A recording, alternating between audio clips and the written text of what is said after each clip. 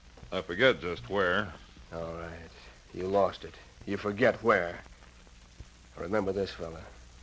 If Jeff Maxon ever finds out who tried to cut down on him from ambush, well, I reckon Maxon is a heap faster with a 6-gun than you are. Yeah, I guess he is. And he won't find out unless I tell him. And I won't. Now, I got a job for you to do. You mean tonight? Of course I mean tonight, right now. Don't you usually earn your money around here at night? What? Go on, get saddled up and come back. Hurry up. Sure. Right away, boys.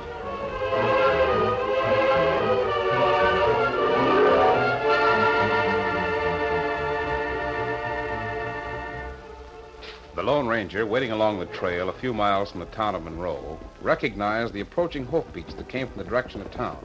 A moment later, Hi! Hi, Kiyosabi! Ho, Scott, ho, fella, ho! Ho, fella! Have any luck, Tonto? Fellow that tried to shoot from ambush. Him work for Cartley at Box J Ranch. For Cartley? Oh, but that doesn't make sense.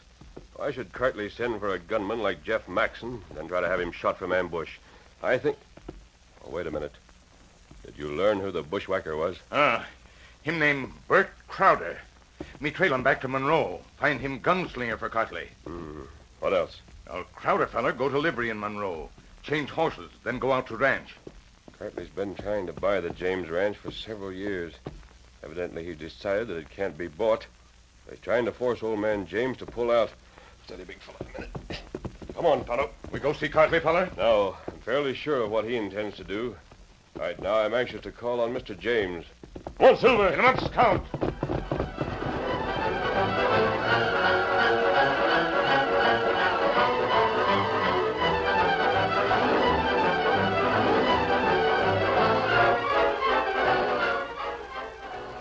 Old Bill James had been talking to the half-dozen men gathered in the ranch house for nearly a half hour.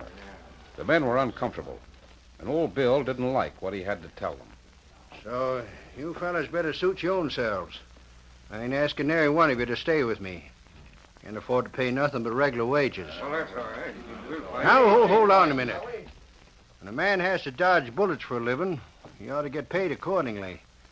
Near as I can understand, every last man on John Cotley's place is drawing fighting wages. I reckon they're just raring to start trouble. That's all right, Slinger. I left him outside to keep watch while we was talking. Come on.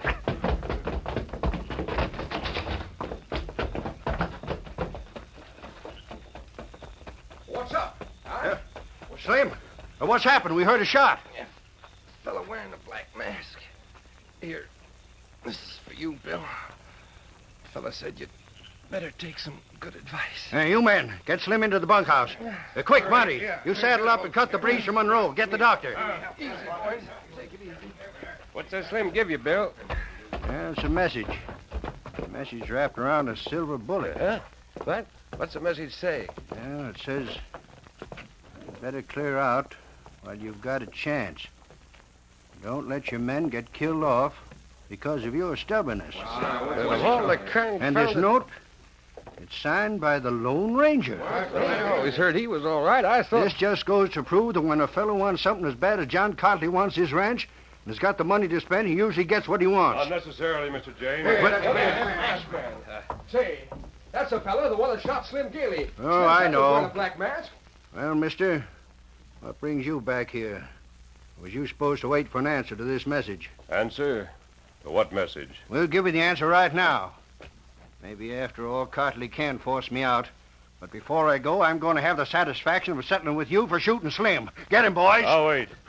I don't understand Then what we'll explain, Mr. Lone Ranger. Same way you explain things to Slim. All right. Take his guns. And then we'll yank that mask off his face.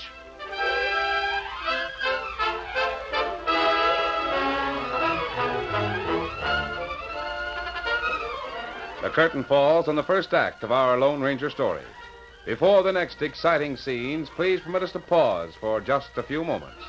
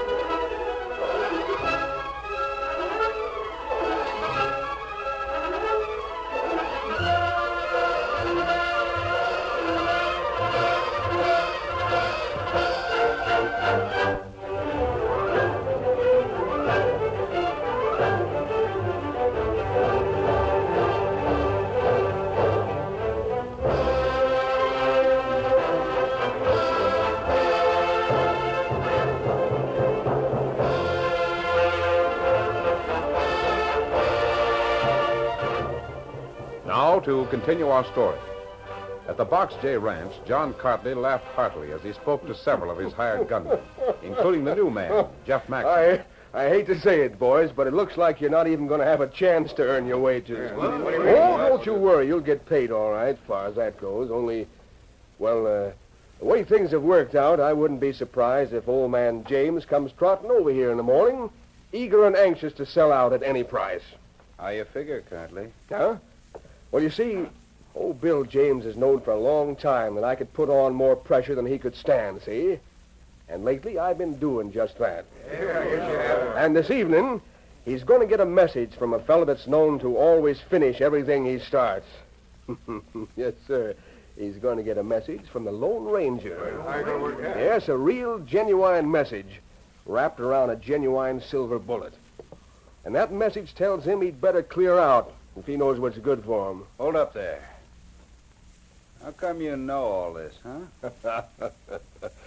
You might not know it, but you're working for a smart man, Maxon. I know it because I sent him the message. Sure. I even used the same silver bullet the masked man gave you to give me. Why? Hey, what's come over you, Maxon? Cartley, I've run across a heap of rats and coyotes and rattlesnakes in my time. But any one of them would look lily white alongside of you. Why, you... I ought to gun you down like a dog. But you won't. You won't, Mr. Cartley. Because you ain't man enough to try it. What? Where do you think you're going? None of your business, mister. But I'll be back. And you won't like it when I get here. Lefty, Bates, Shorty, I'll pay $500 to the one who drops Jeff Maxon before he gets to that door. I'll get him. Well, anybody else want to try for first prize? I'll be getting along, gents. Adios. You fools, why didn't you stop him? Why didn't you get him? Cartley. You see what happened to Bates and Shorty, don't you? They tried to stop him, didn't they? Yeah.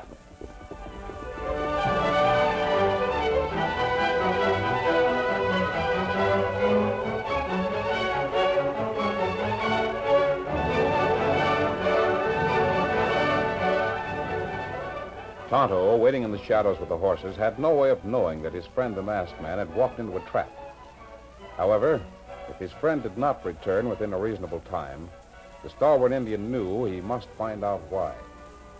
Meanwhile, inside the James Ranch house, the masked man stood with his hands raised as the heavy guns were yanked from his holsters. All right. Give me his guns. Get that mask off his face. Sure. You bet. Oh, wait a minute. Say, I came here to talk to you, Mr. James. Do you think that if I had really shot Slim Gailey, I would have waited around to be captured by your men? You was probably hanging around hoping to get a shot at somebody else, maybe me. But you was clumsy and you got caught. Now you peel off that mask before we throw in hog tie and give you what's for. Get inside, you. Be quick about it. Yeah. Now what? Looks like them Catley buzzards are trying to make a night of it, Bill. Caught this one prowling outside the house. Well, what's your story, mister? I suppose you ain't never seen John Cartley in your life neither, huh? That's what the masked man says. I've seen Cartley. Matter of fact, I just left his place not more than an hour ago. You admit it. Well, you're going to pay for this night's work, both of you. Come prowling around shooting up my men. Bill, Huh? whatever you're figuring to do to these buzzards, you better get at it. Huh? What do you mean? Well, Slim just cashed in his chips. He's dead. All right. You men get your ropes. I reckon we know plain enough what comes next. Take these two varmints out right now and string them. You make one move and me shoot. Otto. You fella, give masked man guns. I'll be blamed if I you will. give him guns or me shoot. I give... Give him now. All right. But you ain't getting away with this. Good work, Tonto. Now, Mr. James, if you don't mind, I still want to talk with you. Say your say and get out. And tell Cartley I'm coming after his hide if I have to come alone. I don't think you'll have to ride alone. Now, look, doesn't Cartley want you out of here mainly because you raise sheep? Of course I raise sheep. On scrub land that ain't fit for nothing else. But I raise horses and cattle, too. Just as many as John Cartley does. Then he has other reasons for wanting you out of here. He wants my place. Wants to drive me out. That's the only reason. And you, thrown in with that rattlesnake. I always thought the Lone Ranger was on the level. I always Hold thought it you there, was... partner. I reckon this fella is the Lone Ranger, all right. But as for him thrown in with John Cartley, you're dead wrong. Oh, I am, huh? I suppose he didn't shoot Slim Gailey. I suppose he didn't bring the message from Cartley telling me to clear out if I knowed what was good for me. I suppose he didn't... all wrong. Cartley knew the Lone Ranger was close by. And he forged that message you got. He figured the masked man would call on you and wanted you to kill him when he did. But how could you prove what you're saying? You can prove it yourself, Bill. Yeah? Up to now, the only trouble between you and Cartley was an argument over rangeland. Now, a man has been murdered. Regardless of who pulled the trigger, John Cartley is responsible. All right, now's the time for a showdown. How many of you men are ready for it? How many want to ride to the Box J? Now, hold on. How do we know this ain't all a trap? You don't know, Mr. James. Maybe Cartley and his whole gun crew is waiting for us to show up. Maybe. That's a chance you'll have to take. I ain't hankering to see no more of my men get killed off.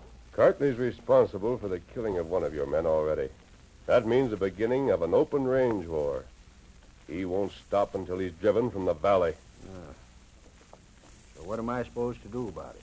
Carry the fight to him before he has a chance to kill off your men from ambush. Good idea, sure. Let Maxon and Tonto and me go first. You and your men follow in about 5 minutes. What's the point in that? Give us a chance to get to Cartley's place and slip up to the rear of the house. Then you and your men can create enough commotion when you arrive to give us a chance to get inside the place. Yeah?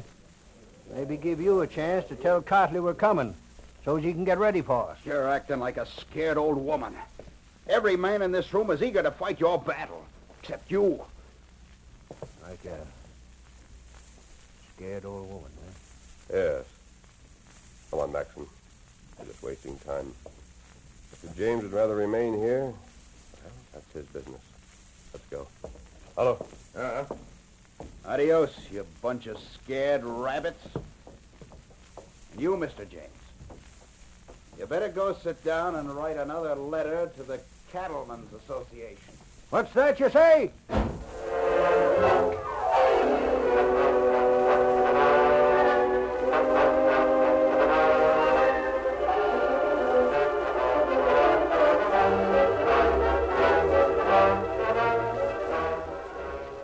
Leaving their horses a safe distance away from the Box J, the ranger, Tonto, and Jeff Maxon crawled slowly through the darkness to the rear of the Cartley ranch house. Suddenly, the Indian stopped and whispered. Kimasabi, What is it, Tonto? sentries walk round house. Look. Yeah. And Cartley's taking no chances. There's a dozen gunslingers in that house. We haven't got a chance to take them. Oh, not unless Bill James and his men show up. James. Huh. That old woman. He'd rather let someone else do his fighting for her. Wait. Be quiet now. Yeah, let's try to get a little closer. Just in case James and his men do show up. Let's be ready to make a dash for the rear of the house. Too bad the old codger didn't trust none of us enough to come. Wait. Wait. Listen. What is it? I don't hear nothing. Quiet. Tonto does. Wait a moment. I hear it. Horses. Bill James' men. Right. Come on. There'll be plenty of excitement in that house in a minute.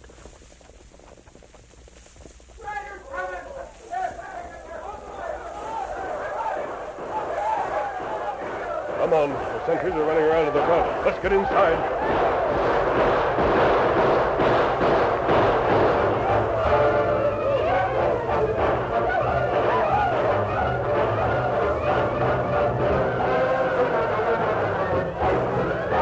Inside the big ranch house, John Cartley and his hired gunmen were huddled by the front windows, trying vainly to shoot successfully at the horsemen racing past the house.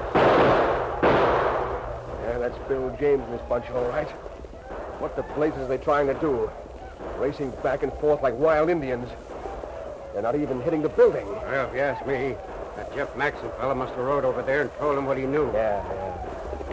Well, someday I'm going to meet up again with that Maxon. When I do, I told you I'd be back, Cartley. Here I am. Hey, hold it, coyotes! Hello. Tell Bill James and his men to come in here. You can't get away with this. I'll have the law on you, all of you. You've got the law on you right now, mister. What's that? One of Bill James' men was shot and killed tonight, Cartley, by a man on your payroll. You'll have a fine time proving it. I can prove it all right, because he's the same man who tried to ambush Jeff Maxon this morning. There he is, Bert Crowder. Better hold fast, Crowder. I'd sure like to put a slug in you. I'll take this to the law. You can't raid my You won't place. have to take it to the law. The law is right here in the person of Jeff Maxon, the man you thought you were hiring for another gunslinger. All right, come on, Tonto. What's that about this Maxon being a lawman? I got a letter from Cartley offering me a job at pretty fancy wages, just so that I'd be sure to fetch along my 6 guns. I've still got that letter, Cartley. But what about the law? Where's that come in? About the same time, the Cattlemen's Association got a letter from you, Mr. James, asking for help. They offered me the job, and I took it. But all the time you was a range detective from the association. Yep. But I'd have been a dead one the minute I rode into the valley, if it hadn't been for the Lone Ranger.